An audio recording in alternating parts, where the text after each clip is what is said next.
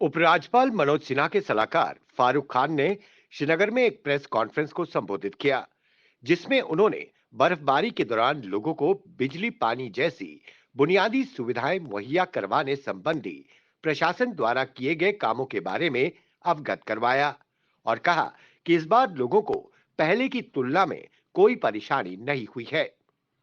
उन्होंने कहा कि जो इलाके बिजली से प्रभावित हैं, उन्हें आज शाम तक बिजली मुहैया करवाई जाएगी। उन्होंने कहा सड़कों की हालत भी बर्फबारी के दौरान बेहतर ही रही और अंदरूनी इलाके में जो सड़कें थोड़ी बहुत खराब है, उन्हें ठीक किया जाएगा। वहीं बर्फ को हटाने का काम भी साथ साथ किया गया। फारूक खान ने प्रेस कॉन्फ्रेंस के दौरान स्वास्थ्य सुविधाओं और सरकार द्वारा खिलाड़ियों के उज्जवल भविष्य के लिए किए गए निर्णय के बारे में भी पत्रकारों को अवगत करवाया। कि पेशेंट्स की देखभाल के लिए, चाहे वो हमारा चेस्ट डिजीज़ हॉस्पिटल है या एसएमएचएस है, हमारा जेवीसी है, तो उनसे उनके जो मुतल्लिका ऑफिसरान हैं, डायरेक्टर साहिबान हैं, सुपरिटेंडेंट साहिबान हैं, उनसे बात की। जो भी अरेंजमेंट, क्योंकि पीछे वाला जो हमारा तजुर्बा रहा है उसको मद्देनज़र रखते हुए यूटी की एडमिनिस्ट्रेशन, डिस्ट्रिक्ट श्रीनगर की एडमिनिस्ट्रेशन और बाकी तमाम डिस्ट्रिक्ट्स की भी एडमिनिस्ट्रेशन, कश्मीर वैली में ही नहीं, जम्मू प्रॉविंस में भी पूरी तरह से इसमें तैयार है किसी भी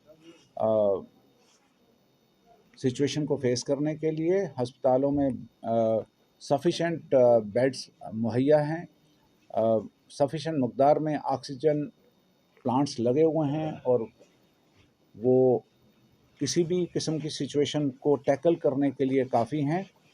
डॉक्टर्स से भी हमने डिस्कशन की है, उनकी कुछ प्रॉब्लम्स हैं कहीं पे, उनकी तरफ भी तवज्जो दी जा रही है। कुछ प्रॉब्लम्स फौरी तौर पर हल हो सकती हैं, उनको हम देख रहे हैं, और कुछ प्रॉब्लम ऐसी हैं जिनके लिए शायद वक्त लगता है, लेकिन उनकी तरफ भी सरकार का ध्यान है। तो बाय एंड लार्ज हम कोविड के मामले में भी पूरी तरह से प्रिपेयर्ड हैं। लोगों को घबराने की ज़रूरत नहीं, सिवाय इस चीज़ के कि उन्हें अपना ध्यान खुद रखने की कोशिश ज़रूर करनी चाहिए। और जहाँ तक बाकी फैसिलिटीज़ का ताल्लुक़ है, बिजली है, पानी है, रोड्स है, राशन है, उस तमाम में हर एक जगह के ऊपर इस वक्त कहीं पे कोई प्रॉब्लम हमें सामने नहीं आई। और मैंने बिजली के मामले में तो मैं specially thanks to chief engineer साहब, मैं उनके वहाँ पे कंट्रोल रूम में भी गया और जहाँ पे डायरेक्ट उनके कॉल सेंटर में जो कॉल्स आ रही थी, मैं खुद उनको मॉनिटर कर रहा था कि किस तरीके से कॉल आई है, उसके ऊपर क्या क्या एक्शन हुए हैं, किस किस जगह पे किस अफसर को बताया गया और वो ऑफिसर कैसे उसको रिएक्ट कर रहा है। तो जितने भी ये डिपार्टमेंट हैं मुतल्लिका डिस्ट्रिक्ट एडमिनिस्ट्रेशन की सरबराही में, इन तमाम डिपार्टमेंट्स का काम जो है इस वक्त तक बहुत सराहना के तारीफ़ के काबिल रहा है। शुक्रिया। लेकर आज तक कोई नहीं लगा। नहीं मैं देखिए, ऐसा है कि उसमें केसेस वेसेस कर दिए गए हुए थे और हमने टेक ओवर करने के बाद इसके ऊपर सीरियसली काम करना शुरू किया। और जैसे हम जम्मू में एक प्रेस कॉन्फ्रेंस के ज़रिए मैंने बताया भी, आज की डेट में जो स्पोर्ट्स पर्सन फ्रेटर्निटी है वो इतनी खुश है, पहली मर्तबा हिस्ट्री में 5 गज़टेड पोस्ट पर ईयर हमने रखी। सुनते चलिए ना। और उसके बाद में 25 हर साल 25 नॉन गज़टेड ऑफिसर्स आ रहे हैं। उसके अलावा जो गज़टेड ऑफिसर भी आएंगे, उनको भी अगर वो अपनी कंटिन्यू करते हैं अपनी परफॉर्मेंस को फ्यूचर में भी, तो उनके लिए एक आउट ऑफ टर्न प्रमोशन भी है। और इसी तरह जो हमारे नॉन गज़टेड ऑफिसर्स हैं, उनके लिए भी करियर में 2 आउट ऑफ टर्न प्रमोशंस उसके लिए रखी हैं, अगर वो कंटिन्यू करते हैं अपने उसको। हमने 2014 के बैच को भी उठाना है, 2014 में जो क्वालिफाई करते थे, जो हमने उसमें बनाया है, जो लायामल, उसके बीच में जो फिट इन होते हैं, क्योंकि उसका हमने 5 साल पीछे का देखना है कि ताकि हम देखें कि ये प्लेयर जो है ये कंटिन्यूसली आगे बढ़ रहा है। हमने उसी को, आउटस्टैंडिंग प्लेयर वो होता है जो सडन स्पार्क ना हो, जो कंटिन्यूस चलते चलते मेहनत करते करते आगे आ रहा हो। तो उसके लिए हमने वो जो किया है, उसमें 2014 वाले में भी जो कोई एज का मामला आएगा, that would also be tackled. उसके लिए एक सेपरेट एसआरओ है जिसमें उसको एग्जेम्पशन मिलती है। छोटी रोड्स हैं वो भी आज शाम तक या कल सुबह तक वो भी क्लियर हो जाएंगी। पानी का मैंने चेक करवाया, पानी की कहीं पे कोई प्रॉब्लम नहीं आई है। और जहाँ जहाँ पे भी बिकॉज पानी की प्रॉब्लम का डायरेक्ट कनेक्शन होता है बिजली की सप्लाई के साथ, तो चूँकि बिजली की सप्लाई इस दफ़ा इंश्योर की गई और ख़ास तौर पर जो एसेंशियल सर्विसेज वाली जगह थी, तो वहाँ पे हर एक जगह पे करीबन पानी, पीने का पानी साफ़ मुहैया किया जा रहा है। जो इसके अलावा जो मेन मकसद था कश्मीर के टूर का भी, और आप लोगों से बात कर कर आप लोगों के ज़रिए लोगों तक बात पहुंचाने का, वो ये है कि जो कोविड का इस वक्त एक स्पाइक आनी शुरू हुई है, उस सिलसिले में हम देख रहे हैं कि लोगों में लापरवाही बहुत आ रही है। शायद कुछ टीवी चैनल्स पे उन्होंने ये सुन के ओमिक्रॉन जो है, जो ये नया वेरिएंट आया है, वो इतना डेडली नहीं है, बीमार करता है लेकिन फैटेलिटीज़ उसमें काफ़ी कम है, तो उन्होंने एहतियात को बिल्कुल आलमोस्ट ख़त्म कर दिया। और उसके चलते हुए उन्हें ये एहसास नहीं है कि अगर 1000 केसेस आते हैं कोविड के, तो उसमें से ओमिक्रॉन के केसेस 100 से भी कम हैं। बल्कि जम्मू कश्मीर को ले तो 5, 7, 8, 9 केसेस आ रहे हैं, जबकि बाकी केसेस जो हैं वो उसी डेल्टा वेरिएंट के हैं, जिसने पहले भी बहुत तबाही की है। तो आपके ज़रिए से मैं पब्लिक से भी गुजारिश करना चाहूँगा कि इस चीज़ को लाइटली नहीं लीजिए, और इससे पेशतर के हालात उनके लिए ख़राब हो जाएं, बिकॉज़ हम उनकी सेफ्टी के लिए वरिड हैं। और उनकी सेफ्टी तभी हो सकती है जब वो अपनी सेफ्टी खुद करेंगे, अपनी एहतियात खुद बरतेंगे। हम नहीं चाहते किसी तरह से भी कि हम ज़ोर ज़बरदस्ती से पुलिस को इस्तेमाल करें, मजिस्ट्रेसी को इस्तेमाल करें और ज़बरदस्ती लोगों को मास्क पहनवाना शुरू करवाएं, या एसओपी जो कोविड की जो स्टैंडर्ड ऑपरेटिव जो प्रोटोकॉल है उसको ज़बरदस्ती मनवाएं। ये लोगों पे खुद मुनहसर करता है कि वो अगर मस्जिद में नमाज़ पढ़ने भी जाते हैं तो क्या अपनी सोशल डिस्टेंसिंग वो रख रहे हैं या नहीं रख रहे। क्योंकि अगर वो नहीं रखते हैं और खुदा न खास्ता वहाँ पे कोई कोविड इफ़ेक्टेड पेशेंट कोई है वहाँ पे नमाजियों में से, तो वो वहाँ से वो इन्फेक्शन लेके अपने घर में अपने छोटे बच्चे बड़े बुज़ुर्गों तक वो इन्फेक्शन लेके आ रहे हैं। तो अगर उनके घर में कल को खुदा न खास्ता कोई नागहानी मौत भी होती है तो उसकी ज़िम्मेदारी। सबसे पहले तो आप सबका शुक्रिया कि आप लोग बड़े शॉर्ट नोटिस पे आपने तकलीफ़ की आने की।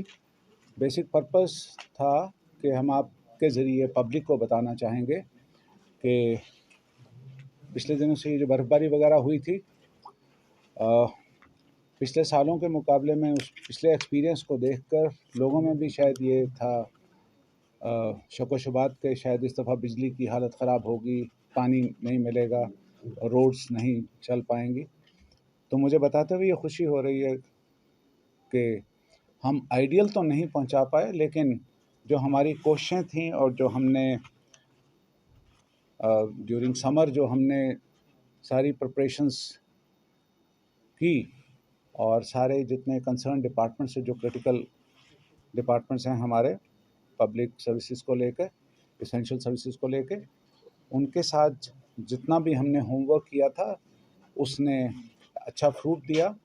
और आज की डेट में हम आपको बता सकते हैं कि करीबन एक स्टेशन को छोड़ के 33 केवी का जो स्टेशन है हमारा करना का, जिसके बारे में भी मैं बताना चाहूँगा कि उसके लिए भी तंगोदों से कोशिश की जा रही है।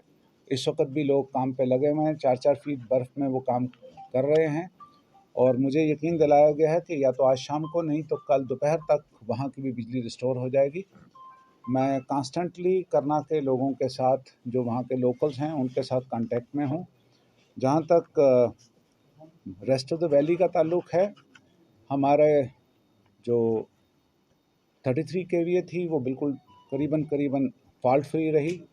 11 kVA के ऊपर कई जगहों पे दिक्कतें आईं, लेकिन वो फौरी तौर पर दुरुस्त कर ली गई और करीबन 138 के करीब या 140 के करीब जो हमारे ट्रांसफार्मर्स वगैरह भी डैमेज हुए थे, उनमें से भी 115 के करीब सारे रिस्टोर किए जा चुके हैं और बाकी का भी रिस्टोरेशन तेज़ी से चल रहा है। तो एज ऑन डेट हमारी बिजली की position back to the same stage है जहाँ पे बर्फ़ों से पहले थी। और जहाँ तक रोड्स का ताल्लुक़ है, हमारी मेन रोड जो है करीबन सब क्लियर हो चुकी हुई हैं और इंटीरियर में कुछ रोड्स जो हैं उनके ऊपर भी काम तेज़ी से चल रहा है। और जो हमारी रोड लेंथ थी टोटल 7,627 किलोमीटर पे, जहाँ पे हैवी स्नोफॉल आया था, उनमें से जो आया कि हम ज़ोर ज़बरदस्ती कुछ नहीं करना चाहेंगे। मेरे हॉस्पिटल सुपरिटेंडेंट साहिबान से, डायरेक्टर साहिबान से और प्रिंसिपल साहब से भी बात हुई। कोशिश ये है कि वहाँ पे समझा के किया जाए। थोड़ा बहुत जो डिस्ट्रिक्ट एडमिनिस्ट्रेशन की तरफ से हेल्प, पुलिस को वहाँ पे लॉ एंड ऑर्डर मेंटेन करने के लिए नहीं, उनको डिसिप्लिन में रखने के लिए मेरी एसएसपी साहब से बात भी हो गई है। कुछ मदद जो चाहिए होगी हॉस्पिटल अथॉरिटीज़ को, वो हम दे रहे हैं। ये वाकई सही बात है कि रश आज की डेट में ज़्यादा था क्योंकि पिछले कुछ दिनों से लोग घरों में बंद थे, तो सडनली रश आया है, लेकिन उसका भी मदावा किया जा रहा है। जी देखिए, fishes could be horses, everything should have been there, there shouldn't have been any corona. लेकिन जो प्रॉब्लम सामने आती हैं उसके साथ साथ ये नई चीज़ें हैं आ रही। सडनली डेल्टा आ गया, डेल्टा के बाद कुछ देर के बाद फिर ओमिक्रॉन कहीं पे इरप्ट हुआ, तो उसके साथ साथ जितनी भी टेस्टिंग फैसिलिटीज़ बनानी जानी चाहिए वो बनाई जा रही हैं। और ये ऐसा एक सिचुएशन थी कि जिसको प्रीएम्प्ट करना भी थोड़ा मुश्किल था, लेकिन जे.एंड.के की जो हेल्थ डिपार्टमेंट है वो भी इस तरफ काम कर रहा है और state of the art facilities यहाँ पे भी जे.एंड.के में भी क्रिएट की जा रही है। झूठा इल्ज़ाम है जो स्टेट की और ख़ास तौर पर हमारे हार्टिकल्चर डिपार्टमेंट या एग्रीकल्चर डिपार्टमेंट पे लगाया जा रहा है। पहली तो बात यह है कि एक भी कंसर्न्ड जो हैं, चाहे वो एप्पल ग्रोअर्स हैं या सेलर्स हैं या मर्चेंट्स हैं, वो हमारे पास नहीं आए।